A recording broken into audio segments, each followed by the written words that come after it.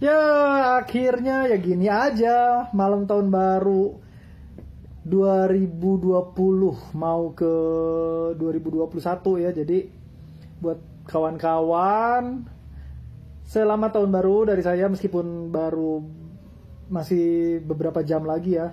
Sebenarnya saya nggak terlalu peduli sih dan nggak ngerayain tahun baru juga ya, karena gimana ya, toh sama-sama aja gitu-gitu aja.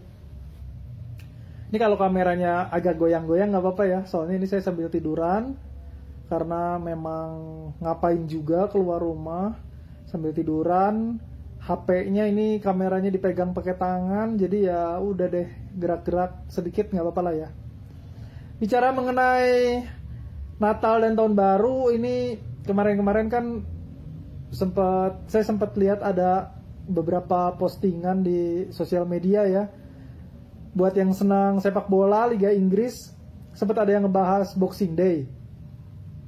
Ini sampai sekarang loh, sampai 2020 mau ke 2021 ya, sampai sekarang masih banyak yang menganggap bahwa Boxing Day itu adalah hari bertinju. Jadi artinya kayak gini, karena menjelang akhir tahun itu banyak banget pertandingan dibikin mepet ya, jadi akhirnya seakan-akan kayak babak belur gitu, kecapean, jadi kayak hari bertinju. Padahal bukan. Boxing di sini itu maksudnya bukan boxing bertinju, tapi box, hadiah gitu, kardus, gift, bener ya. Ini ada istri saya. Gift itu maksudnya, kalau orang sekarang kan namanya hampers gitu, bingkisan. Itu maksudnya Boxing Day. Jadi itu 26 Desember itu biasanya ada tradisi bagi-bagi kado kalau di Eropa sana terutama ya. Makanya jadi ketika mereka bagi-bagi kado itu suka ada sambil ada bukan pagelaran ya, suka ada perhelatan ya. Suka ada perhelatan olahraga. Olahraganya bisa apapun, bisa ada polo atau apa gitu ya pada masa itu ya, termasuk salah satunya adalah sepak bola. Jadi agak aneh sih kalau misalnya ada beberapa kerancuan ya yang saya lihat di postingan orang Indonesia. Yang pertama, ya memang benar bahwa liburannya Natal itu bisa plus 2 hari, plus 3 hari. Jadi kayak libur bersama gitu atau cuti bersama kayak di luar juga ya. Tapi si Boxing Day-nya itu ya tanggal 26. Dan kalau misalnya ada pertandingan di tanggal 29-nya gitu ya. Misalkan apa gitu, Liverpool misalnya, atau Manchester United atau Chelsea atau apapun lah ya, itu nggak serta-merta kemudian disebut masih dalam rangkaian Boxing Day gitu. Enggak, bukan. Ya pertandingan yang Boxing Day-nya itu pas tanggal 26-nya, dan bukan berarti bahwa semua tim harus ada kebagian Boxing Day. Enggak selalu semuanya dapat Boxing Day juga. Bisa semuanya kebagian, bisa enggak. Bisa ada cuma beberapa tim doang gitu. Itu yang pertama.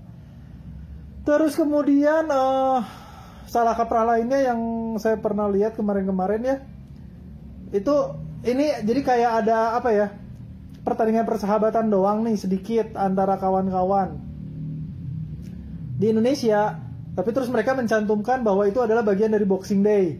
Enggak lah, bukan. Itu bukan Boxing Day dong. Jadi maksudnya gini, itu perhelatan Boxing Day itu benar-benar kalau misalnya diadain di negara-negara yang memang ada perayaan Boxing Day. Jadi kalau misalnya kayak kalian, misalkan kita di Indonesia nih, terus cuma kayak main badminton nih bareng gitu, atau main sepak bola bareng, atau main futsal bareng, terus mengklaim bahwa ini Boxing Day. Enggak, ini enggak termasuk Boxing Day ya, emang kebenaran aja gitu, mainnya di tanggal 26 seperti itu. Jadi karena ini budaya luar ya, jadi memang sepertinya ya kalau misalnya kita mau mencantumkan si budaya-budaya luar itu ya kita harus tahu dulu sejarahnya atau culture-nya itu kayak gimana sih kalau di luar.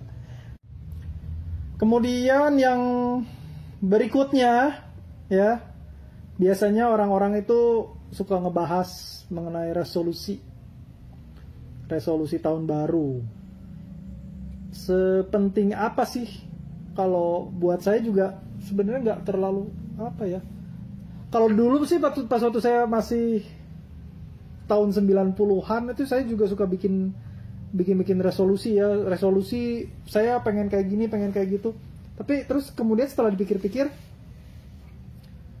sebenarnya yang penting bukan resolusinya sih, tapi bagaimana caranya kita menjalankan mimpi kita, menjalankan cita-cita kita, dan berusaha untuk mewujudkan apa yang kita inginkan. Dan resolusi itu juga sebenarnya kalau menurut saya pribadi sih mendingan yang simple-simple aja. Kayak misalkan contohnya nih, saya tahun depan pengen rutin olahraga misalnya. Itu kan lebih gampang gitu ketimbang resolusi yang muluk-muluk kayak itu, kayak misalkan apalah gitu yang saya ingin jadi presiden gitu. Itu kayaknya enggak, kecuali kalau misalnya memang kita punya potensi ke arah sana ya. Dan itu juga kan terlalu apa ya, nggak bisa diwujudkan dalam waktu 1 tahun doang, kayak gitu sih. Jadi sebenarnya positif, melakukan hal-hal yang positif itu aja sih sebenarnya kalau menurut saya. Kayak misalnya kalian ingin mencoba untuk memperbanyak teman, atau ingin mencoba lebih mendekatkan ke keluarga supaya semakin akur, supaya semakin rukun misalnya di antara sesama keluarga, itu lebih bagus gitu ketimbang punya resolusi yang seakan-akan apa ya, terlalu muluk-muluk gitu, atau yang terlalu banyak orang, resolusi yang kebanyakan orang juga bikin seperti itu. Selain itu apalagi ya mengenai tahun baru itu sebenarnya memang nggak terlalu oke juga sih ya kalau buat saya. Dan kita juga belum tahu bakal kayak gimana ke depannya ya di 2021 ini. Buat yang suka sepak bola dalam negeri ya, Indonesia, kita belum tahu mau apakah benar Februari atau dengan adanya varian si disease yang baru ini, si COVID yang baru ini, kita nggak tahu apakah nanti jadi diundur lagi atau gimana, kita belum tahu. Atau juga yang suka sama badminton ya, mau kayak gimana, atau yang suka live music ya, yang suka ngeband, atau yang seneng datang ke acara-acara musik, kita juga sama masih belum tahu kapan bakal ada keseruan live music seperti zaman dulu ya, sebelum ini semua terjadi. Jadi memang semuanya masih serba membingungkan, dan semuanya masih serba bikin kita jadi kayak apa ya, kayak patah semangat segala macam. Tapi yang pasti saran saya untuk kawan-kawan, dimanapun kalian berada, di kota manapun kalian berada, jangan menyerah, jangan patah semangat, jangan putus harapan. Karena kedepannya mungkin kita bukan gak mungkin ya, kita nanti kedepannya itu malah masih panjang, ini semua ini masih panjang hal-hal kayak gini. Saya termasuk salah satunya ya. Saya dipecat dari pekerjaan gara-gara si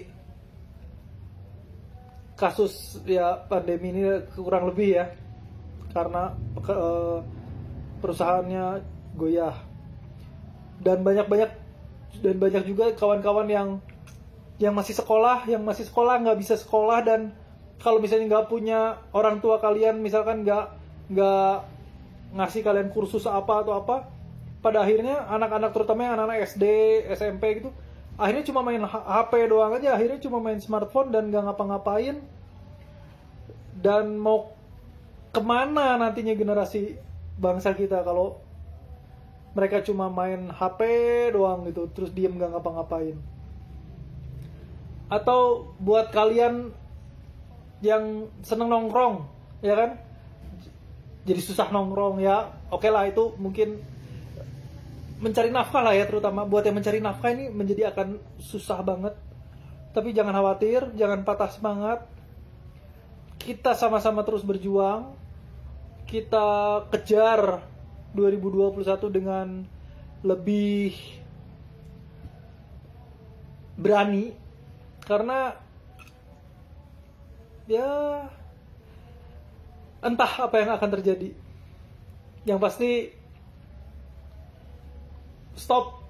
Ini dari saya. Stop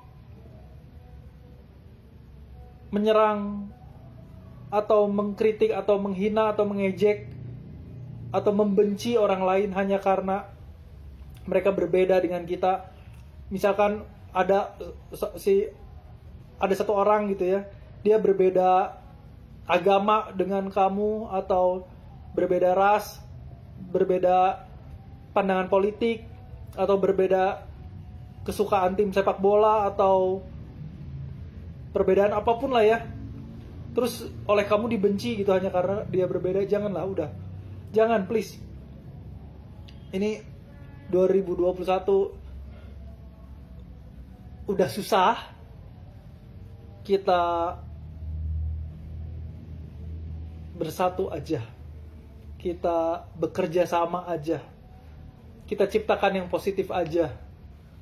Kita bahu-membahu, kita berjuang bersama, ketimbang mengedepankan kebencian. Oke?